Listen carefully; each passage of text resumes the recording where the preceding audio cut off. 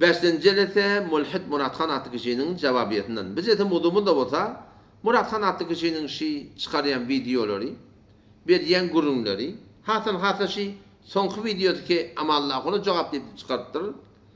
Başdan ýaşy gurunlaryň gulak asamda men şol Monhatdyň hakynda bir destanma, bal küydetiniň destany. Munda aýny şu bolup berişi aýtýan gurunlary şoňa meňdi ýakynanda. O gurun näme inşallah barak açıklamasına. Elhamdülillahi Rabbil alemin. Ve salatu ve selamu ala seyyidina. Seyyidil enbiya vel mursalin ve ala alihi ve sahbihi ecmaîn. Muhterem Müslüman oğlum, geçenki jedetelerde şu gurunsa ben aydyp berdim ki Murat Han atly kişilarda bizim videolarymyzy kulak atypdyr. Yani önde berilen jogabyalary. Ya daydan dogondan kardeşten ularda maňa nesihat berilipdir ki näme de bolsa musulmandan önü besen bu bolup bersiň näme diýip haýdy bir sowratynda. Ularda gelip gelip bir ýarty toba etdi. Ýarty tobasy näzire boldy? Ol İslam dinimiň hakynda, Qur'anymyň hakynda, Peýgamberimiň hakynda eden bir hormatçylyklary, uran töhmetleri, oklan şöbheleri olara ýalňyş diýmedi bi. Ýöne şolary men goýdursun etdim diýdi. Goýdursun etdim diýipdi bu gurunçda tökülmäpdir gynan takda. Ne yaparım? Biz videolary hoplatyşyň aýtýan şöbheleri bütün mulhidler şöbheti. Bu da gynan takda türkmen ilarasynda şol kafir mulhidlere gynan takda çoňkun baş bolup ýer. Oşoň aýtýan gurunlaryny gynan takda ýamaşadan mar dindan aýdyp beren adamnyň biri. Ular da şoňa jogap berip başlandy. Ular da YouTube'da, Facebook'da beýle şeýle videolar goýulýar. Öz aýtýan gurundan kelen gurunu goýup bereň. Belli bolýar ki bu videonyň aşagyna muňa ýok jogaplar berilipdir, sözler aýdylypdyr, kepler aýdylypdyr. Şoňa jyda bilmän ýamaşadan täzeden bir video çykarypdyr. Adyna da goýupdyr amalla ony jogap diýip. Ýani diýim men niýe goýan akly şo taýdan men ýamaşada meýdana geldim diýdim. Öz aýtýan gurunjun eşdeli inşallah tabarayly açıklamasyna. Soňa men goýuň, men geplemäň bol gerekkel, boşulmaýyn diýen, ony ýene de şoňa gapdandan, şoňa jogaplar berip, soralar berip goýan oklar. İlerlekem aýtýan guruny biletdi eşitdik. Täzeden video çykarmaklygyna öz ozuruna aýdypdyr ki, suratynda Allah soralar berip, zatlar berip goýan akly diýen. Murat Han atly kişi, ballym gulak as. Sen gynantakda ýalňyşyp bir ýola girdiň.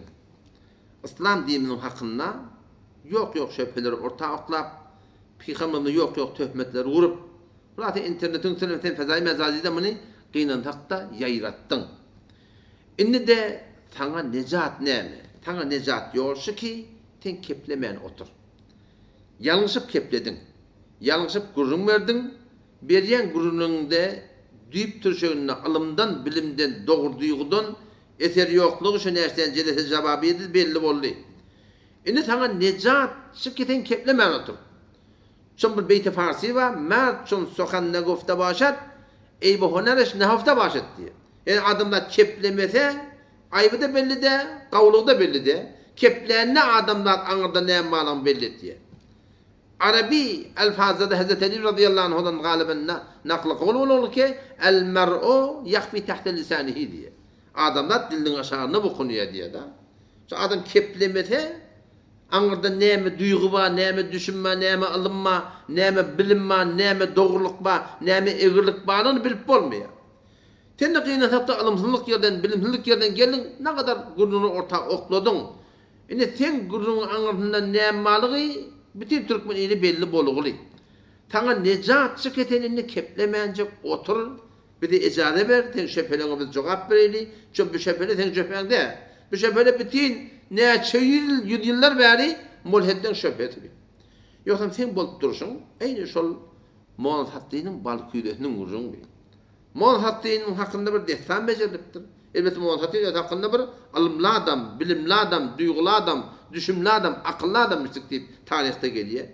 Ýöne ulada bir hakykatlar düşündirjek bolup, destan ulada bir usuny oklaýan hakykaty barmy ýokmy ulada, şoňdan köp destan oklan ogly, bejerligli. Bir aýdylan gurunda şoň bal küýletiniň destany. Monhatdyn ulada bir adanak baly bolmalymy? Bal satmana, şu balny bazara gitjek bolýar. Hop, näme diýär? Bal adazyk bal, ulada küýletiniň içine etegin tedek doldurup diye defetini de bir barmak yağlak bana barca balını uyup diye da. Ekidipdir bazara diye. Ondan gıygırıp başlaptır. Men balımma, balalacak mı? Ulata angadan gelen o mollaga da bal satya görüyle balığı. Kuydan hulata. Defen atçıyla ne yaparım balımı şeyle? Barmak şöyle degirtde var akim.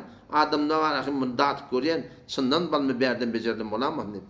Mollaga da her beceren yani barmak batıran adama aytıyam onun balığı. Kendi özünüklemesin boku çıkar diyen ha. Ulata bir nefer barmak batırıptır, iki nefer barmak batırıptır ama ahir bir eterekten batırıp kaldırıptır da. Eteğine tedek çıktı diye mollaga bunun neymi? Men aytdım akim sana deyiptir o da. Men tensin dörzünükleme. Men balım dörzünükleme, sen boku çıkar deyip aytdım men sen ödün kulağı atmam deyiptir diye. Kıyınan takta balım Murat sanattaki şey. Tendi bolup bersin, yani aynı şey. Yani sen ter duygular orta okudun. Bir nerseni men sana cevap da berdim. Sen aytdiyan gurunun deyip turşa bilen alımdan, akıldan, bilimden, duygudan eseri yokluğu belli oldu. Inni sana necat yolşuk edin keplemeyen otur.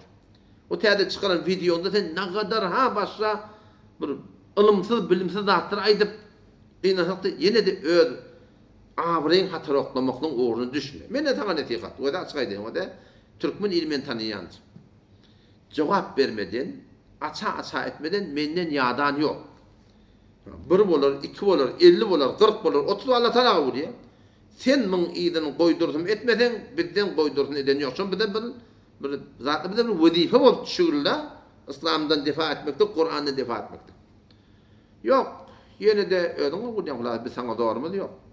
Yamaçlardan yine de terden kepecek vatan, sen botturun yağdayın, şol muhatabdayının bal küydeti. Ki terden cedid, yokumsuz, alımsız, bilimsiz, duygusuz aytyan gurunun, sen önküden ne beter, dünyaki ağabrayında var akıyım, kıynadıkta hatara oklar. Baraylı yeni bir gurunu, şun videolarından ben böyle götüp koydum, tanışanı baraylı açıklamadığına. Çeken videomu cevap deyip çekittir aslında ol doğru değil, men onu cevap hep koydum orayın. O cevap deyip çekittir de. İnerken böyle gurunda ne mi deyip tu? Men cevap veriptir diye de. Meğer sen kimden cevap verir ya? Meğer sen günyayılım koyup musulmanlan men havat din İslam'dan çıktım musulmanlan menden näme sonra olsa gelsin deyip sen günyayılım koydun. Ya hayti bir musulman barıp sen kafenden şeyle men muşbirim şöphemma bana açıklap berip sana sonra verdim. Sen oturan yerinden ödün Türkmen burada basa ammardan göberiye diye. Ondan bunun eşten gurrunu öd var ahim yartça bilimin bilen koşup bir bolormalı gurrunu aydıp göberiptirsin. Sana kim senden soraptır ki sen cevap verir ya da. Eğer bir seni burada soran olsa, bir senden gepler soran eden mi olsa, o zaman sen de şuna ben cevap verdin deyip aydan mı olsan, ya böyle değil. Mulhitlen, didinlen aydan şefelerini eşittirsin, görüptirsin, kulak asıptırsin, bir tefar alımsız, bilimsiz, ya alımlı bilimli olsa, alımını amel etmeyen ahulları görüp, İslam dinini görecek adam sen. Onu sen cevap verene, sen şöphene, haykatında sen şöphende de, mulhitlen şöphedi, haykatında şuna cevap veripti. Yeni bir gurunun inşallah bileti kulağı ataylı. Yürüyüce tayinlik görüp 40 günlep tayinlep çeken dağdı. İnelekem böyle gurununu bileti eşittik. Hamanı biz şuna cevap verecek olsak, 40 günde tayinlik görmeli. Yok kardeşim, sen yalak adama cevap vermektik bir yarımı tağadın işi. Yönü biz doğurdu başımız beter şuluk oluyor. İnelekem var ya sen şu arkamda diye var mı? Ben öyümde de işte değil. Öyümde otar fark ettiye, kitaphanam madadım var. 1000 kilometreden ben şu beri kaydığını yurdumdan, keştada hava men, bana din uğurda tatışmalı adamlanma. O suratında var akıyım, bir din uğurda bir şekilde dehmetler var. Biz doğrusu ten yalak adama cevap vermeli, ilmi de yetip batana. Öyle yağdan hem değil inşallah. Bizim başımız sulhu o taraftan imo var. İnçime sonra cevap imo mutundan oluyor. Ondan beri WhatsApp'a geçeceğim. WhatsApp'taki sonra olur cevap vermeli. Ondan sonra Telegram'ın önünde 2 tane account'um var. 2 tane account'um var. Onlara cevap vermeli. Instagram'daki elimde yetip batanak doğru. İnçime sonra orada atlar oldu. O taraftan İran'ın o içinde bir Rubika deyip bir defa ona cevap vermeli. Bu arada her cevap vermeliğin için inçime tahkikler de var. Böyle tahkik edip verin. Hep ben adı bilemem. Bilmeyen aklım kim olarak direkt değil mi? Tahkik edip verin. Kitap koyayım. Ustadım sorayım. Cevap verin diye. İnçime meşguliyetlerin içinde Arada da sen de hakkında biz cevap veriyoruz. Ulan senin 40 gün musun, 50 gün musun? Bu da hakkında senin işin bolmasın. Sen etmeli işin şu başka kaydan kurduğun. Mon hattının balyalık bolup öz içerideki tedeklerini tədeden daşayıp oklama. Senin kıyınlasak da İslam dinini çıkıp ahadına yakıgılı. Allah da sana bir hakiki tavı versin. Yoksa bu sen aytyan kurunla, bu ılımsız bilimsiz aytyan dağıtlan, sen dünya ağabeyinde yere çalıp da Türkmen idarasına başın kaldırma olarak bolarsın. Nerede yaşap yerinde olsan yamaşadan Türkmen idarasına yaşamalar bolarsın. Sana necat yoluşur. Geçen ne mi diyecek onu deyip durdun, şimdi keplemeyecek biraz otur. Ta inşallah Teala sana şol eden yart toban var akim bir aklık bulup da durar yana. Yine bir gurun inşallah birlikte okula ataylı. Ayçak adam ustayda Peygamber Aleyhisselam'a men alımsız diyermişsin. Alımsız deyip durun bu Peygamber Aleyhisselam hiç almadı, okuma yazması yoktu. O tarihte hem mekse ayağın olup dururlar, ona cevabı merekkel, diliyle merekkel, adam merekkel. O tarihte okuyan olun.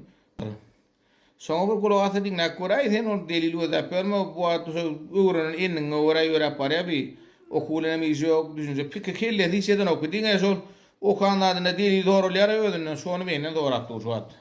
İnanlakem bu böyle kurumda ne mi diyecek oluyor biliyor musun? Mun bir avul aydamın berin gurrun var mı? Türkmen burada bana kaydıp tu diye da. Peygamber'in hakkında bir aydan gurrun var. Gurrun töhmeti var. Eden bir hürmetçılığı var. Ilmi yok, bilmi yok. Hatta şun yazma bolması yok. Barın ahun ulamalarına aydın başarıda tabit etsin şunu deyip ben açıklayıp gurrun verdim. Şimdi ne mi diyecek oluyor? O bir tarihte belli burada. Onu ben de biliyorum ne diyecek oluyor. Türkmen şu her ki kaydıp tu diyen adamdan biri aynı kıynatakta şıp oldu. Öz gurrunu kulak atın. Peygamber hakkında ne mi dedi? Ne mi töhmet durdu? Ne mi iddia etti? Ahun ulamalarına başarıda tabit etsin deyip aydan ödü. Sabit edemizden sonra ne mi deyip dur? Belli bir zat diye. Bizi biliyoruz bunu diye. Ne mi demişler adamı? Aytyan gurrunu kulak ataylı. Geçenki ciletelerde aydan gurrunu ödü. Peygamber hakkında. Şu an aydıp dura ol ha. Ayıttı ödü. Cevap da verildi. Şimdi şunun kaydıp dur. Ben beydiyim aydamak diyecek oldu. Koyup verin şunu. Yani men aytsak olan adam alemlerin serveri Peygamber Aleyhisselam Muhammed Peygamber diyen adamın hiç ilmi yok diye ne mi diyecek şu an? Haydin dava edilen onun var ayt kimin de adından da aydın. Alam yok daha ölüyense okuma yazması yok şu. Cünnün mü? Oku amilmedi ya, o amilmedi şol adam. Ne lekem? Yani keşten gurrunu da şol avvalki aydan gurrunu. Hakikat orta çıkığıyla şeyden. Bir tada ne mi deyip dur? O tada men beydiyemak deyip dur. Kalsın bu gurrunlar. Bu böyle kurun inşallah tada men koydur ne dedim diye. Şun vakbeti uluk koşanına başka Müslüman doğulumda da kulak atmak hem kıyına diye. Allah'tan nesip etsin inşallah. İndiki böyle kurunlarda da şun aydan gurunları inşallah ben açıklayıp verir. Yok gurunlara ait diye. Peygamber vatandaşı diye takkalı koyulup duruyor. O vatandaşı sıyırmana da yokmuş diye. Aydıp veren gurunu ödedi. 20'lik yıllık oğlunla şunu düşünüyor akıyım. Ki şu zamanlarda Müslümanlar hacet yerlemiştik. Bu haceden de sen taçın ya sıyırmalı ya da kıyıtkaltmalı. Şu Müslümanın çağatı bolup henüz hakikattan yani var akıyım. Gözün yumğul diyeyim mi şuna? Düşünşen ak diyeyim mi? Bilen ak diyeyim mi? Bilmel yarak bu da değil doğru. Şu muanat hattının bal küydüsünün uzunu. Murat kanatlı kişiden keplemeyecek otur. Sana necat yol şiden aytsan diyeceğini deydin. Bundan meter idafa anırdaki datları dörsünökleme. Ki anırdaki tedekler yamaçtan çıkıp oraya bütün ödüne katı biderek bulur. Allah temizden tevfik versin inşallah. Kalın günleri nefsete aytıp verelim. Vesselamu aleyküm ve rahmetullahi ve berekatuhu.